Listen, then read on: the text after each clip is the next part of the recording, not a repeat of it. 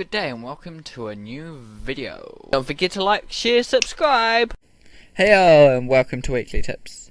So yeah, today I just wanted to chat to you about what I worked on last week. So I looked at this image and took a step back in last week's video. You might have seen that video, you might have not. If you haven't seen that video, basically I just looked at my image and zoomed out in Photoshop to have a wee little look at what it looks like actually from afar. And I usually do that like all the time, and it's kind of that thing that, because I do it all the time, that's always there, so it's, you know, I notice it less because it's there all the time. But yeah, just taking a step back and just, you know, looking and thinking about what do I do now to it. I feel that could be very helpful, you know, just taking a small little moment to go have a break and then come back and actually look at your piece and, you know, kind of critique it or get it critiqued from someone else. It does help to get it critiqued by someone else. They can notice things that you won't, and they can, you know, inform you on things that you're missing, or something you didn't notice while you're kind of working on all this other details and things like that, you know. Like for instance, I was lacking in tones here. It's a thing that I looked back at it and felt like, well, everything's kind of the same tone here, so that's what you can see me doing now. So this is basically time lapse. You can see me just painting, you know, light tones on top using overlay layers. I did use a multiply layer to darken a bit, and then an overlay to lighten a bit. I mean, it's up to you what kind of layers you kind of use. I'm not an expert on these kind of layers. I know about overlay and multiply and things like that, but I don't use them a lot in my work. I do use them every now and again. They come up and I use them when I can to make things easier. And also the opacity. You would have seen me actually turn down the opacity in some of the layers, because I initially, you know, go too dark or go too light.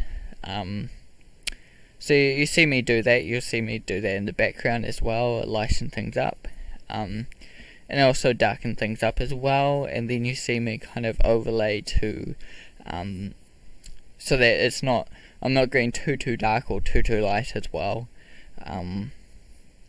You know, I don't want to break it either. I want to, get the best results, and sometimes the opacity does that. You know, I might have painted it too dark, and I might have painted it too light, and doing the opacity helps. But yeah, I don't use multiply and overlay too much. I do use a wee bit to help me out when I've painted something good, and then you know, I still want to kind of fix it on top. Sometimes I use it in that way. But yeah, so that's basically been me, you know, editing this piece, and that's pretty good. You know, I'm still doing a little edits here, making things a bit darker, a bit lighter. The main thing now, you know, the hand feels like it's pushing forward a bit further. You know, as soon as I put that like darker tone on it, I felt like that hand kind of popped out further than it actually was, rather than the original version. So that's useful. So yeah, just taking a step back, this whole process only took me probably 15 minutes-ish to kind of finish this piece. So, you know, it is, you know, it's a helpful thing to do, just to step back and edit a little bit on some of these things that you miss out on, rather than, you know, head first into posting everywhere. And then noticing it, you know, just taking that little step to just edit it, or even if you have someone that you can go to and be like, well, can you help me on this piece. I think it's almost finished, but you know, can you give me a little tip about it? What I can do next. And sometimes it does come from that whole thing of, you know, you've worked on it like long enough, so therefore it's finished. But you know, sometimes just doing a little edit can go a long way. Sometimes, you know, but you don't want to work on it forever, obviously. But just doing, so you can see the comparison there now. But the before and after, so before here and after. And yeah, you can see the differences. You know, there's the tones, there's more tones in the after one. It's kind of all the same tones in the before one. So I felt like it's brought out the piece more. And kind of helped it out a little bit, and that's just me fixing it up.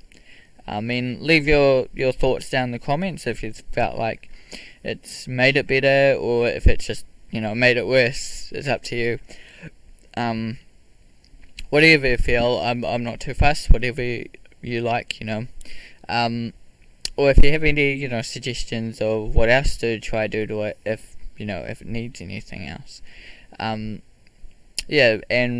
I'll be happy to like critique any of you guys' work, whether it's on these streams or actually just in the background somewhere. I'll be happy to. So yeah, feel free to like, share, subscribe. Thanks for joining me for this video, and we'll see you in the next one. Goodbye.